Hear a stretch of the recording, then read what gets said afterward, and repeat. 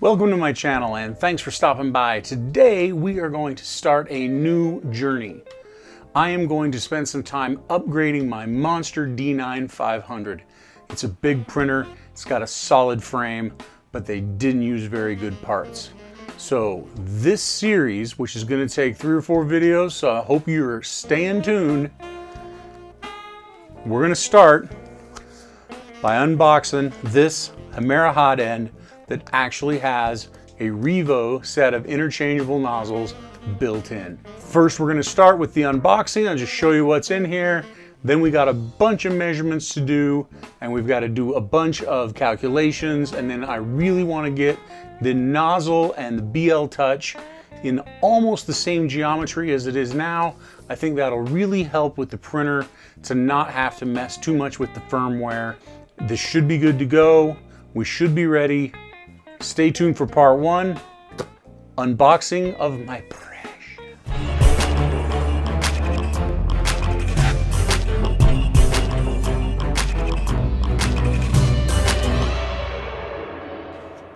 So here we have the Hemera SX by E3D.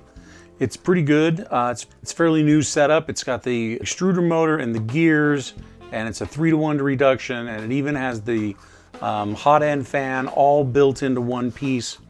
So let's take a look at it together. The XS model by E3D uses a pancake motor, which is kind of what I was looking for on the Monster, because if I can keep it from colliding with my side rails, then I don't lose any of my 500mm print area. One of my goals was to not lose print area on the 500. I bought the 500 for a reason. This particular Hemera also has the Revo interchangeable nozzles built in.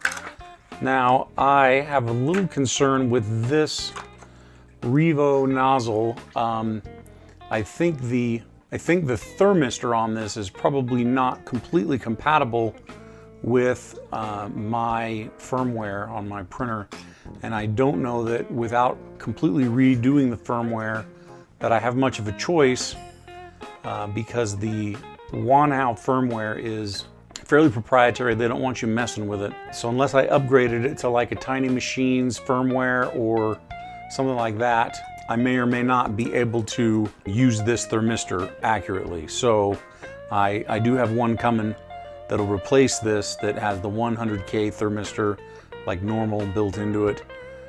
This is, of course, this is the Revo quick change nozzle.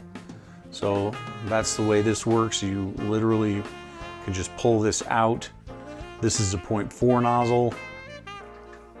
It's actually the nozzle and the heat break and the heater zone and all of that all in one unit, and then this pretty much just stays attached to your printer while you do this. Of course, it'll be more solid when I've got the wires attached to something.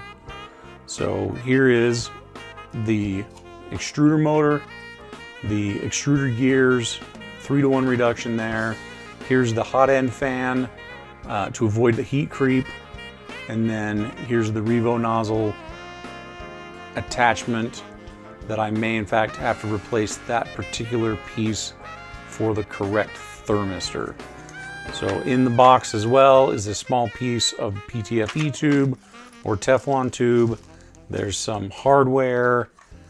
There are some wires, which will be fine to have the wires, but the D9-500 and the D9 series have a little daughter board that sits right on top of the print head that has all of the plugs in for everything that happens in the print head, which means that it has one cable that comes down from the top and hits that daughter board, and that I'll just need to work on a pinout for that and make sure I've got that written down before I start disassembly. And then most of these wires will be usable, but probably be completely reduced to 3 or 4 inches long. So that's what's in this Hemera SX print head box with the Revo upgrade built in. I have also already purchased the 0.6 nozzle. I've really never done much printing on the Monster with a 0.4 nozzle, but here it is. It's got a blue a silicone ring on it for removing it without burning yourself. Hope that works. I don't want to burn myself too often because these still do have to be changed hot, but these are actually removable, so I can buy or purchase any of these in any colors I want to organize this in any way I want. The plan with this printer is to have 0.6 and 0.8 at the very least, maybe a 0.4, 0.6, and 0.8, but I also want to have one set for PLA and one set for PETG. That way I don't have to worry too much about purging the two plastics, because as you can see here, the cold part of this hot end right here, you would actually clip the filament before you pull this out, and it would probably just come out with a chunk of the filament, and then you could pull that out, or maybe it'll just pop. I don't know how it's going to work. Your guess is as good as mine. Stick around to find out how these actually work. I'll try to get as much of this on video as I can. As I said before, this is part one in a multi-part series. The next thing I need to do is take a bunch of measurements off of this, hold it up against what the reality is on the Monster currently. So I want to get this 0.6 nozzle as close to the geometry as the nozzle is on the Monster currently, so I don't have to change too much with homing and zeroing. I would like to get the offset between this nozzle and wherever I'm going to put the BL Touch. It'll be somewhere over here. I want to get that relationship as close as I can so that I don't have to do too much resetting of the offsets and setting of the firmware. So that's the plan. We're going to let it roll. Please stay tuned.